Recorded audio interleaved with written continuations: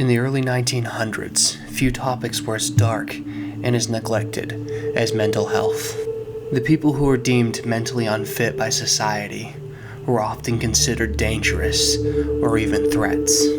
This led to the creation and expansion of mental health asylums and institutions. Society now could lock away and oftentimes forget about those who they considered different. Many of the patients in these institutions were actually children and young adults. These hospitals were often underfunded and overcrowded, causing horrendous conditions for the children and patients staying there. Our focus is on an asylum today that was just 40 minutes from the capital of the United States. Opened in 1925, Forest Haven was owned and operated by the District of Columbia.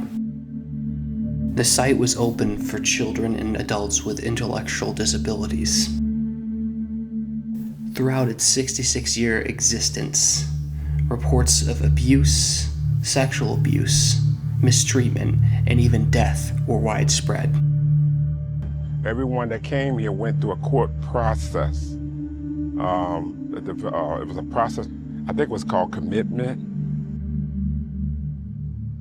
Some dude had mother, the mother put them out there. And the mothers, you don't let them go. No, they don't think about their child, don't know why to put the child out there. What Forest Haven, it was a good, well, we had bad people out there, the staff was out there, and they were beating us. I initially filmed this footage 4 years ago and am now just getting to posting it. Though it has been abandoned for over 30 years, these walls have stories to tell. And today we give you a first-hand look into the horrors at Forest Haven. So we currently are hiking through the woods. We're trying to get into this abandoned insane asylum. Keep with us and we'll get you into here. Made it to an abandoned insane asylum for kids. What's up? Stay over here. Wait. That's just a plane. Abandoned insane asylum. It's destroyed. It's destroyed. Oh, look at this. There's nothing really much to see so far. No. It is pretty destroyed. Yeah. There's an old copier machine. Wanna go over here? Yeah, sure. There's an old copier machine right here, I believe. Forest Haven was initially opened in 1925 when Calvin Coolidge was still president. After they are paid, that the necessities of food, clothing, and shelter can be provided, and the comforts of home secured, are the yearnings of the soul for a broader and more abundant life gratified. Initially opened as a farm-like institution, Forest Haven's goal was to train their patients in useful skills. Like many institutions of its time, Forest Haven's staff and employees were undertrained and unregulated. With that being said, conditions initially were not so bad at Forest Haven. However, just a few short years down the road, that would change. Find a bathroom? Always fun to find bathtubs. Oh, is that like a... Hydrotherapy, yeah. Yeah, no way. I think it is. I mean, I don't know. It's just a tub. Maybe it used to have some other stuff. There's a lot of graffiti honestly, but Yeah, there is. there really is a lot of graffiti, but it's alright. These places are graffiti from a long time ago. I'm here anymore, so I just kind of go over here. I think it used to be popular, not anymore. That's what I think. I wonder why that is. Yeah, there's a little nurse's desk right here. With the goal of training useful skills, some of the staff members even realized that they were underprepared, undertrained. It was difficult for the people working there. They were not trained in helping the individual become more helpful to themselves. They had like locker room boxes right here. There's something in between. We should try to get a drone shot today. I might, yeah. I wonder if I could get that from a distance or something. It was not long before the first controversial Forest Haven report got out. In 1928, in the same year that Walt Disney introduced Mickey Mouse to the big screen, the first on-ground burial happened at Forest Haven. This is the first of many on-ground burials that would take place at Forest Haven, and reports were starting to pile up even in the early years of neglect and child abuse.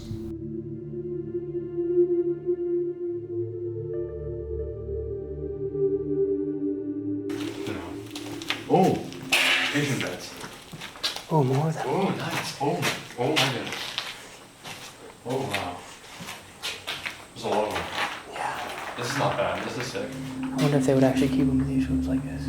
At the time we were walking through these buildings and seeing all these beds, we did not realize that this was amplifying one of the biggest issues with Forest Haven. Forest Haven was actually overpopulated, causing staff to be outnumbered drastically by the patients. Running out of space, they began to nearly stack these beds on top of each other just to fit these children into this campus.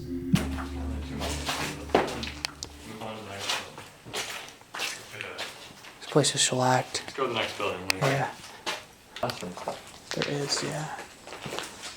Desks and chairs. Just kind of piled up. Unfortunately, the overcrowding was not the main issue in this facility. Reports of patients dying from aspiration pneumonia began to pop up at Forest Haven. This was linked to improper feeding techniques that were used at this facility. These techniques included feeding patients while they're lying flat on their backs, a known cause of aspiration pneumonia. Unfortunately for the patients at Forest Haven, more reports were about to come in, as we will discuss later in this documentary. Shockingly, with Forest Haven being so close to Washington, D.C., it even had visitors such as Eleanor Roosevelt. The former First Lady gave a speech on the grounds in front of the administration building, pleading for more hospitals in Washington, D.C.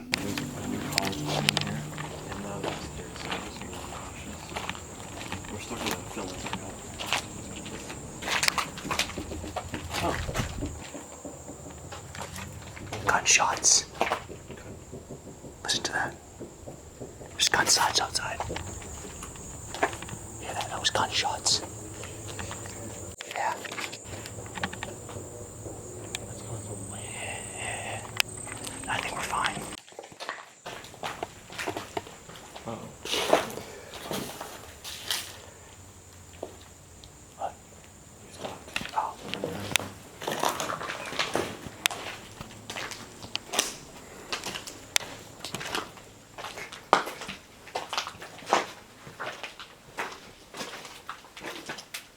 What is that, a bed? Yeah.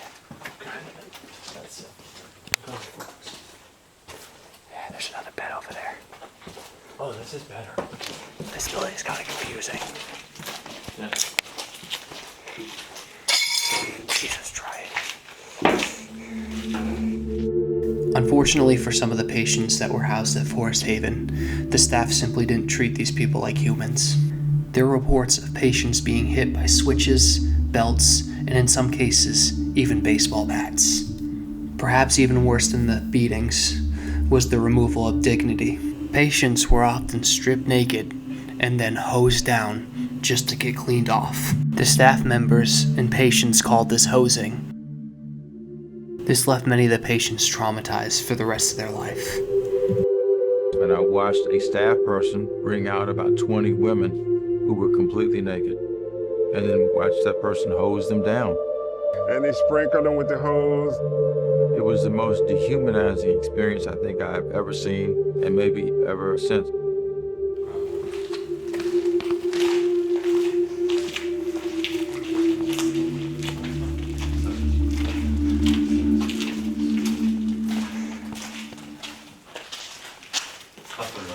Yeah, I believe that. Another interesting statistic that we came across was that Forest Haven in the 1970s was only paying $18 per patient, as opposed to the national average of $30 per patient. What this meant is that Forest Haven was almost spending half the amount of the national average for their care of their patients. The DC Commissioner of Social Services at the time, Barbara Burke Tatum, was quoted saying, "We'll have to learn to do more with less." stood up over here. I know. Somebody did that. Yeah. That's a children's area.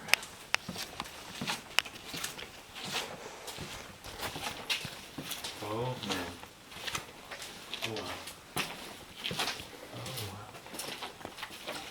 There's a lot of stuff there. Yeah, there is. Oh wow. X-ray table. I think we just found an X-ray table. That's incredible.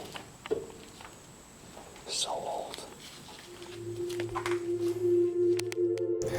In 1967, a young girl was court-ordered to Forest Haven. Her name was Joy Evans.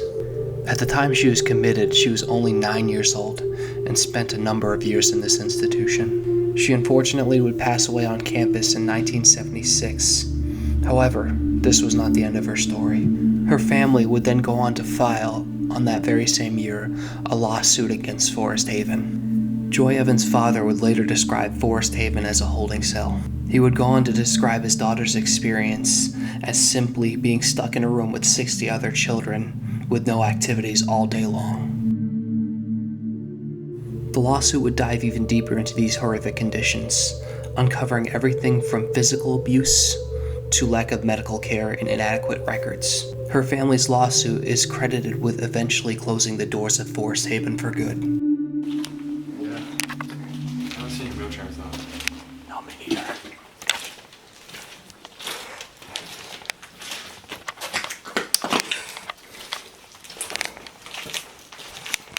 Oh man. Freaking out right. There's so many beds. I know. I think every single bed is still left here. That like was here. I think you're right. Yeah.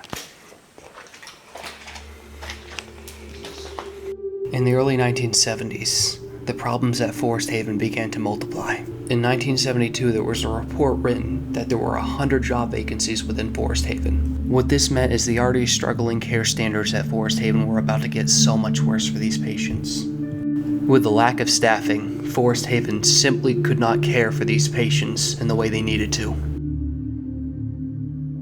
In 1978, Forest Haven made the news again.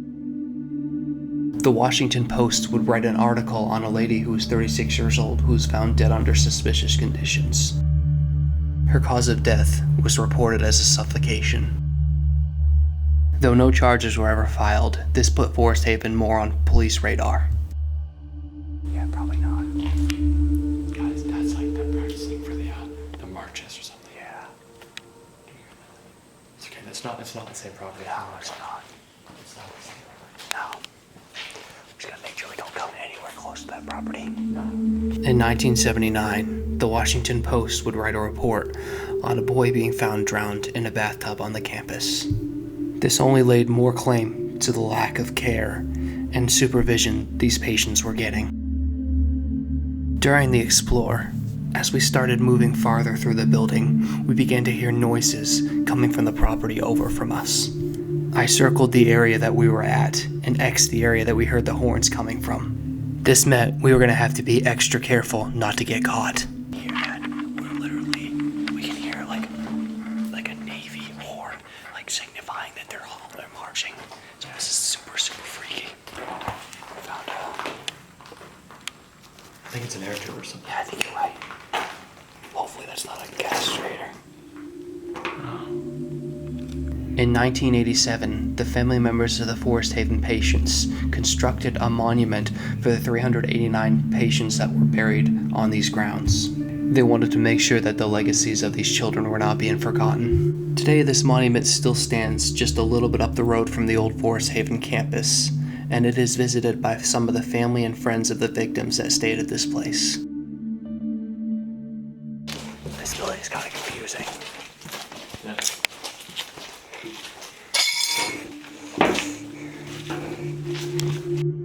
It was now time for us to move on to our next building in the Explore, as you can see by the red line where we go next. Our only problem was security was driving back and forth, patrolling the area that we were looking to go into. This next building was filled with historical medical equipment and we did not want to give up, so we waited a few minutes till we got an opening, and then we took our chance. Making a run for it, we successfully dodged security, and they never knew we were even in there.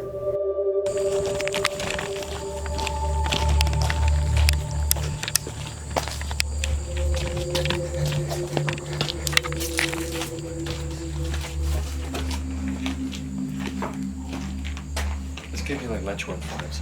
Yeah. Maybe we should like dimmer lights a little bit. What? Maybe like dimmer lights a little bit. Let's see what's in the lights. I said we see the things and get the heck out of here.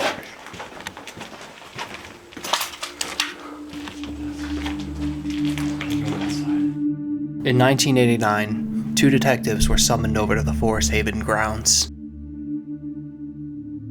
There was a report of a young man who had passed away in the fetal position in one of the buildings. This boy's name was Arthur Harris, but he was better known as Archie by his friends and family. Archie had been staying in Forest Haven for 17 years since he was 5 years old. His cause of death was unfortunately aspiration pneumonia. He was one of 10 patients that would die in a 2-year period due to aspiration pneumonia. Though this was one of the first reported cases of aspiration pneumonia, the problem had been present 20 years in the past. There had been at least 25 deaths due to aspiration pneumonia, with plenty more that might not have been reported. It was also later revealed by a health expert that many of these deaths could have been avoided with proper care. Ironically, in 1986, the NARC ran a proposal to train all the Forest Haven employees how to properly feed their patients. This training would have almost certainly cut the numbers of aspiration pneumonia-related deaths in half. Forest Haven would reject these proposals, and their excuse was it was a lack of funding. This decision would eventually doom some of their patients, unfortunately. Oh, look, dude. It's an X-ray machine. Yeah. Is this the table for it? Yeah, I think so. Yeah. Pretty antique. That is very antique. Right in there. Yep, that's crazy.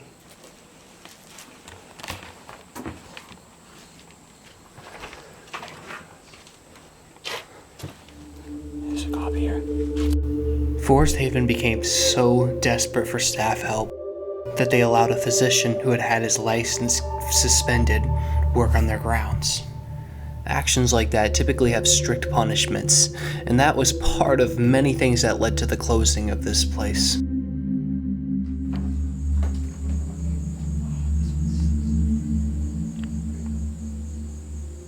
Look at this, there's an abandoned chair, dentist chair here. It's crazy. I can't believe it. It's incredible. That's insane. Look at this one right here. Yeah, this one's a big machine. It's insane. On April 10th, 1990, a judge would rule that Forest Haven was to be closed in 1991. On September 29th, 1991, the last resident was relocated to a different facility. And later October of that year, the facility was officially closed. This is actually sick though. It is. I'll take any of it in the hospital. After about an hour of exploring this campus, we decided to leave as security was starting to circle a little bit more. Throughout all the research I have done for this video, one of the more interesting things that I have come across is the lack of accountability for the people that ran this place. The only known charge that I could find was a former staff member by the name of Lemuel L. Taylor. His arrest and conviction was related to theft, not abuse. And to this day, his victims have ironically never been paid back. Unfortunately, when many of these patients were relocated to new facilities, their conditions did not improve. Some of the care centers that they were being sent to were no better than Forest Haven, unfortunately. My goal with this video was not only to show the grounds of this place, but also to bring light into what these patients had to go through here. These victims should not be forgotten, and ultimately, truth will always find its way out. Even though justice may not have been served for every single patient and victim at this campus, we can at least tell their story and and remember them. And with that, I conclude today's video. Thank you for watching, and please like and subscribe if you like this content.